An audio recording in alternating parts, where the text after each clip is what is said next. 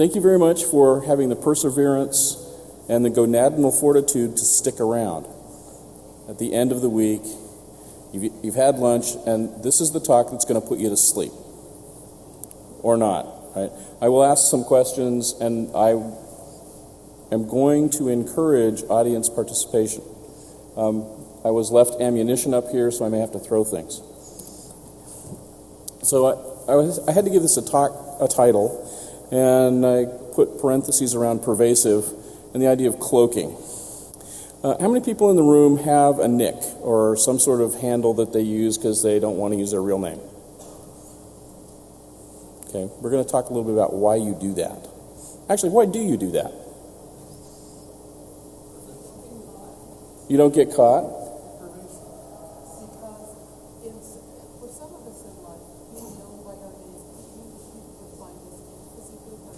Okay, so we want to be protected against physical harm. Plausible deniability. Lawsuits. Shorter than typing your own name. Man after my own heart, right? The only problem is that when you create these sort of digital identities, you create a chain of custody. We're going to talk a little bit about that and what that means. First of all, the disclaimer. My name is Bill Manning. It is not my nick. That's my real name. If you want to find me, you can Google me and you'll find 5 or 6 other guys named Bill Manning. Make sure you pick the right one.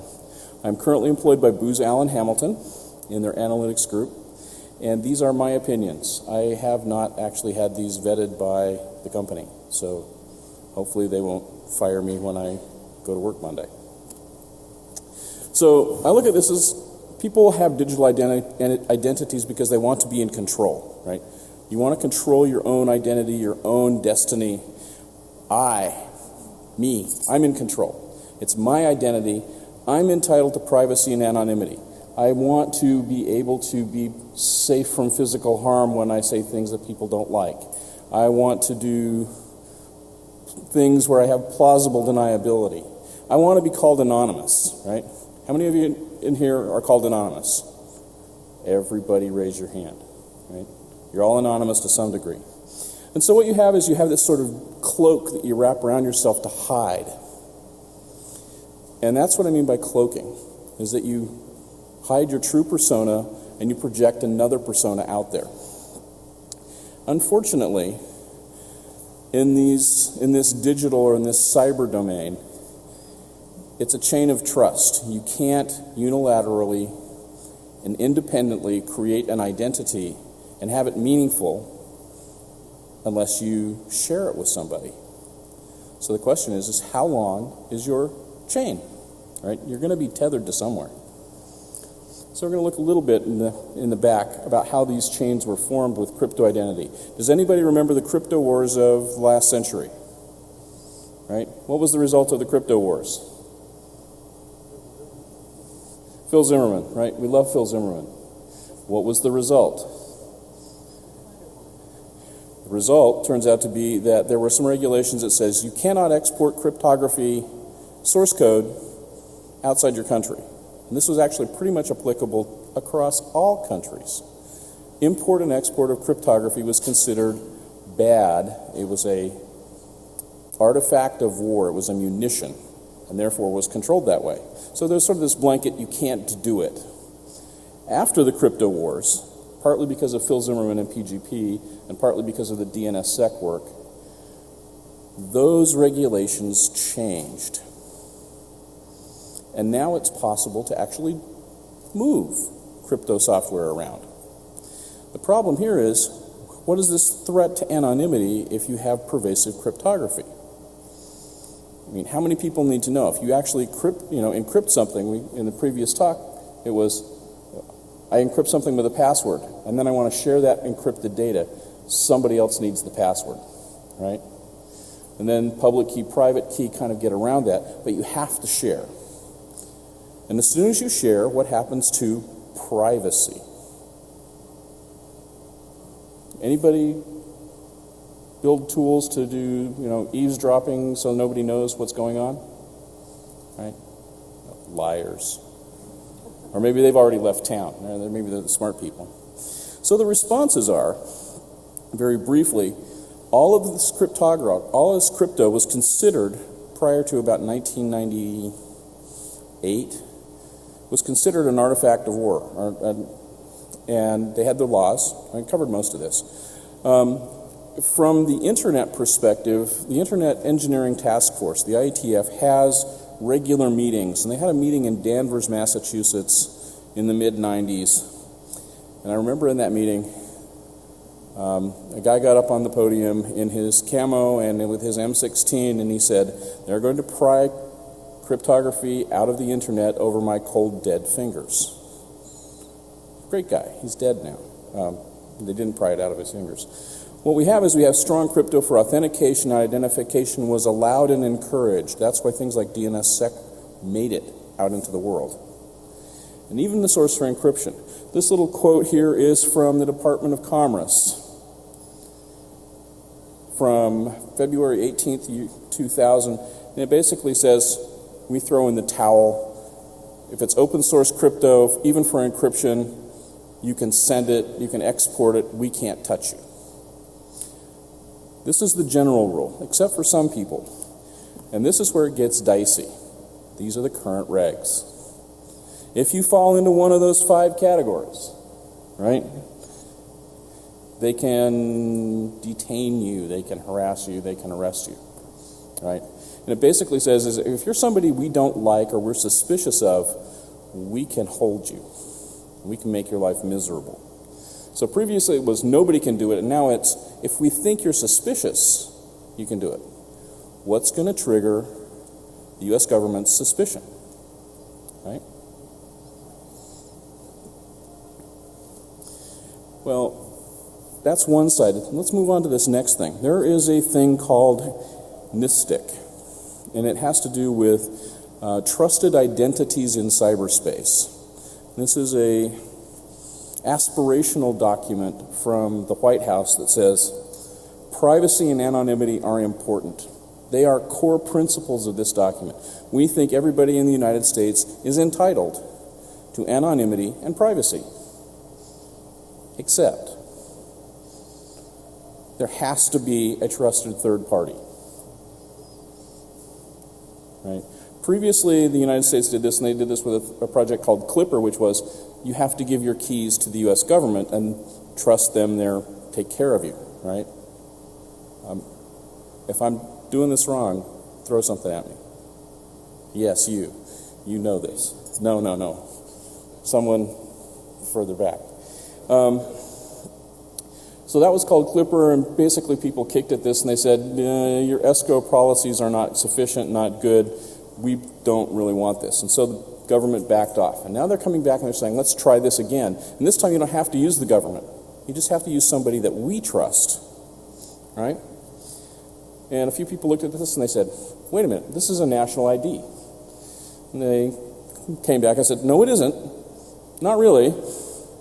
It's not a national ID because there are a bunch of people in this ecosystem that we're going to create, and they're going to be the ones that hold your keys. They just have to meet our guidelines, whatever those guidelines happen to be, right?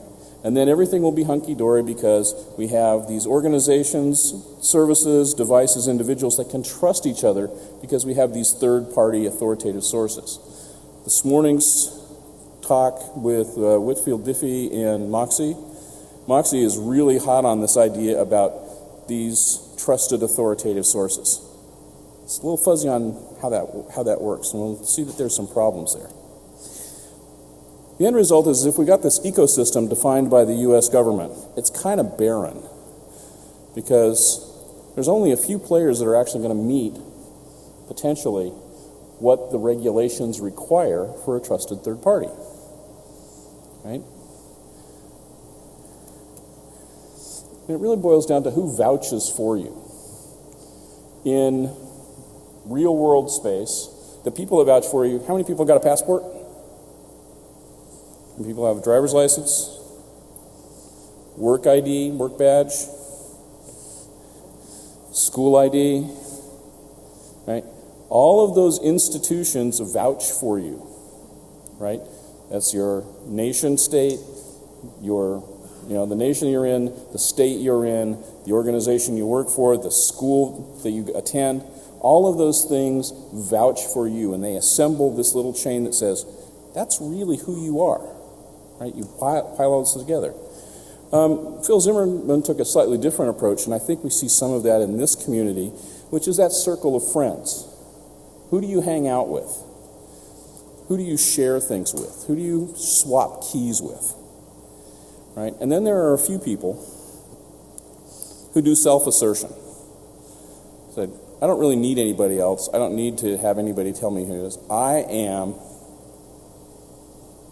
Prince. I am Madonna, right? Self-assertion. Important people really want to do that by themselves. And the social graph really says, you can do this. From monistic expectation, whatever they pick as trusted third parties have to meet their guidelines, which are not defined.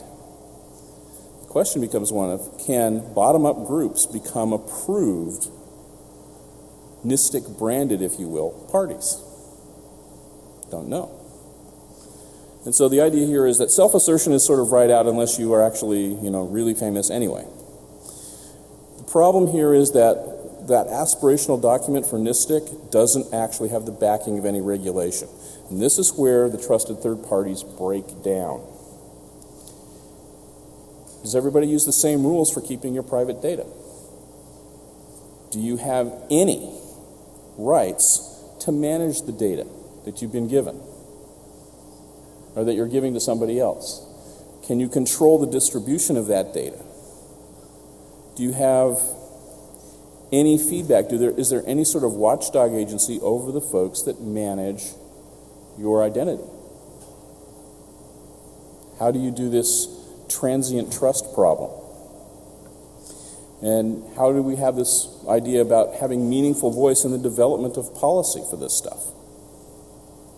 None of that's really there yet. Those are open questions. So I looked at this and I said, well, wait a minute, there's already an ecosystem out there that manages identity, right? And it's pretty robust, and it's got all this good stuff. And so what the U.S. government's really talking about is that we're going to approve this little corner in the lower right-hand side, right? That's going to be our little domain of trust. Well, what happens if you're outside of the U.S., right? You've got a whole other part of that ecosystem that you can wander in and still not have a problem. So if I'm a multinational corporation, if I'm based in Bangalore, India, do I care about NISTIC? And I don't do business in the U.S.? Probably not. But I do care about tracking my employees. And it's probably associated with whatever regulations are inside India about managing digital identities. Similarly, if I'm in South Africa, or if I'm in Taiwan, or Japan, right? So if I'm outside, I'm either a nation state or I'm a multinational corporation, the U.S. rules are only a part of the landscape that I have to work in. And then there are these people that I call hobos. I hang out, or used to hang out, with a lot of people who spent more time on airplanes in more different places and had multiple passports from many different jurisdictions. Who do they report to? Right? I don't know. Right? Which rules do they follow? And it really boils down to who are the trusted third parties? Trusted by whom? Do you trust your government? Raise your hand. Do you trust your government? Yep. All in favor, say aye. All against, say aye. Okay, right. I trust my government to not have my best interests at heart most of the time. Right? You can put it on a t-shirt, I'll take 10% off the top. Right? And then there's this idea of self-identification, right? I told you, or somebody else told you, the program told you my name was Will Manning. Am I really? How do you know? Right? So there's this idea about trusted by whom. If there was a trusted third party, and this woman had given her digital identity, her credentials, her secret keys to this trusted third party, would the U.S. Department of Justice be asking these questions? Does anybody know what this is going on here? Right? Would they, basically what they're doing is they're saying, we want a trusted third party, and we think that probably one of the rules of being a trusted third party under our program is if there's a warrant, you have to give us somebody else's data that they've escrowed with you. Do I want that? I don't know. Maybe. Maybe not. You don't want that. You really don't. You don't want me to hand over to my Fed buddy over here.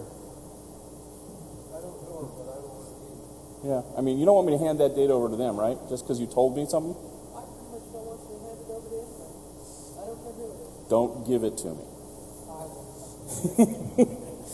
If I don't have it, I can't give it to somebody else, right? So from a law enforcement perspective, though, they have some real legitimate reasons for tracking people and identities and stuff, right?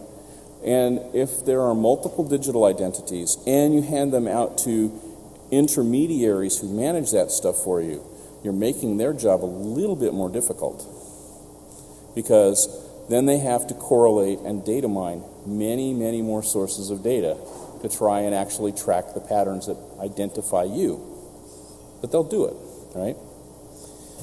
And then there's this other part that we haven't really talked about much, which is market forces.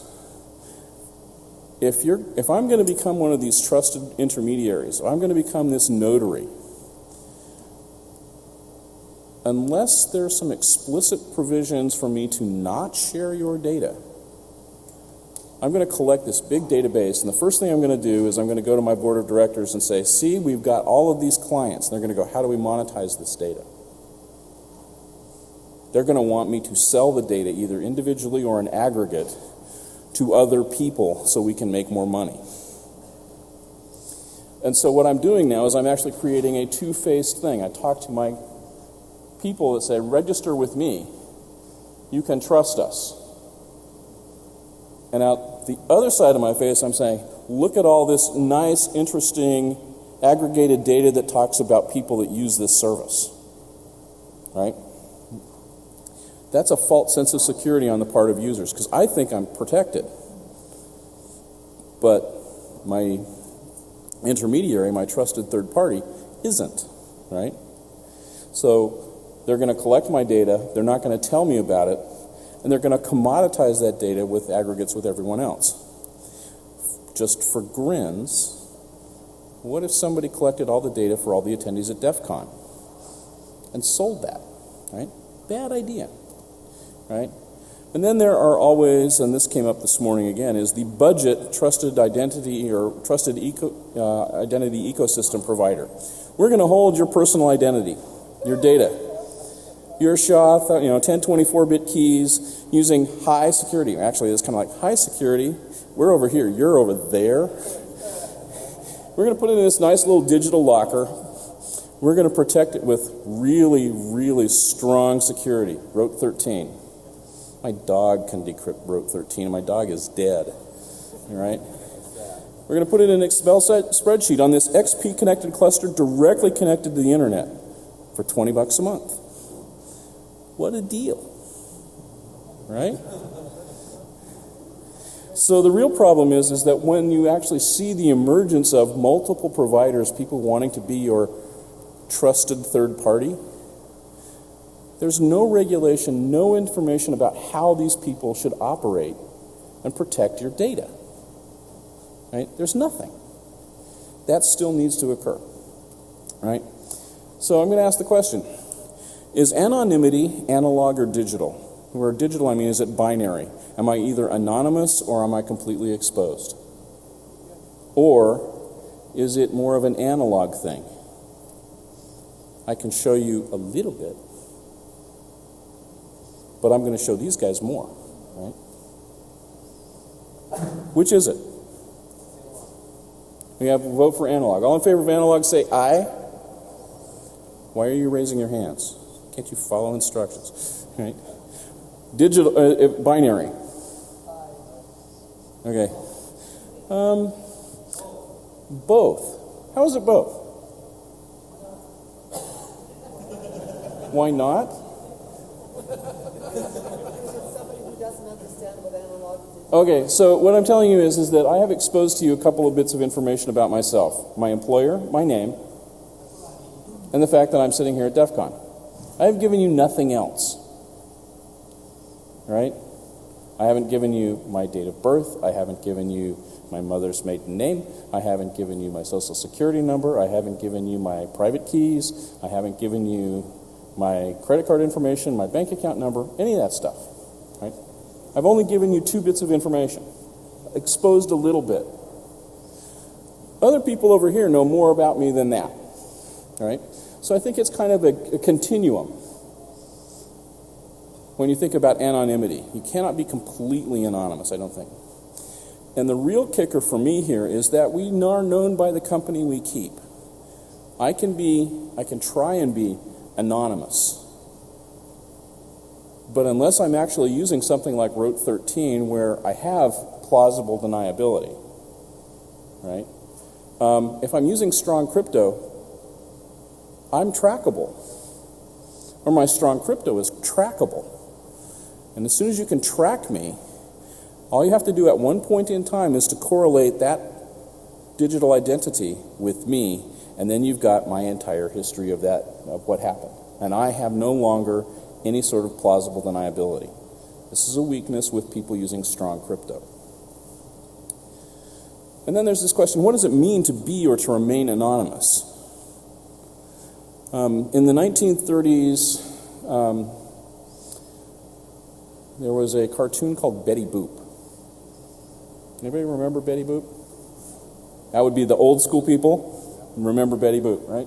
And Betty Boop had one of the things in 1930, actually 1929, there was a character that emerged called Mysterious Mose, which turned out to be an artifact that frightened the socks off of this poor lady and everybody else, including the guy who was running it. It turns out it was a fabricated identity that nobody really knew anything about. And so if we attempt to be anonymous or attempt to maintain our level of privacy, we need to be a little bit worried because sometimes those things can turn on us. And at the end of the day, the problem is how do you manage your digital identity trust chains? Can you do it alone?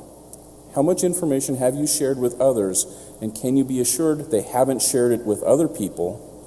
And how do you revoke information that's bad?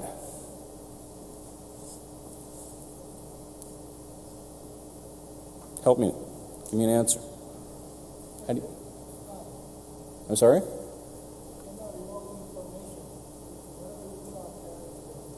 Whatever I put out there is out there and I can't recover it, right? You know what's scarier? Whatever you put out there about me is non-recoverable. And you may be lying through your teeth about me and I have no idea, right? So there's this whole idea about actually being able to manage the digital identities that you create. And I don't know that we should create too many. So I'm going to start wrapping up here. The digital identity, or identity ecosystem, or online persona, or however you want to call it, all of those things map back to meat space identity, where existing law and rule applies. I'm sorry, John Perry Barlow, there is no independence in cyberspace. It all maps back to meat space. Correct me if I'm wrong, but if anybody's copying this and this is spelled wrong? Then that would be a admission that I attended the California State Public Schools when I was little, and I didn't spell check. Please feel free to correct the spelling errors. All right? So no one is really isolated after this stuff. You are all, at some place, you're grounded in a rule of law. And everyone, to some degree or other, is partially cloaked. Nobody knows everything about you. Conversely, everybody is partially exposed. somebody knows something about you, and maybe many people. I hope that no one goes and knocks on my parents' door and asks them about me, because they're going to get all kinds of stories about how I was as a little boy. I don't want those stories getting out. The point being is that there is a trail. Everybody leaves a trail. The more you work in the digital space, those trails are actually more persistent than the ones in real world, because nothing is ever really erased or gotten rid of. There are always copies around someplace, and people make money going and investigating those trails. Additionally, if you build tools to try and hide yourself, those tools will be distributed. If they ever show up on the internet, they will get copied, and they will be used contrary to your interests. This is a war of escalation. The more we try and hide, the more people try and uncover what we're doing, and they use the same tools against us that we use against them. So the advice here is to choose your traveling companions wisely. Be very comfortable in who you trust with your digital identities.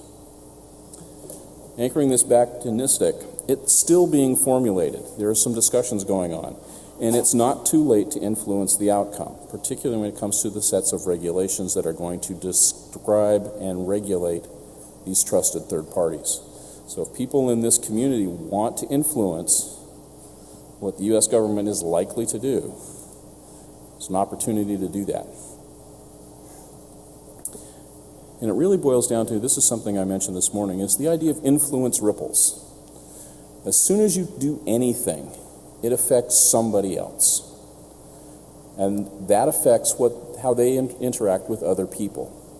And so your influence, the things that you do online, ripple out and affect a larger and larger community. And you cannot recall that information. So it's important to be very careful in what you do. And that's my presentation.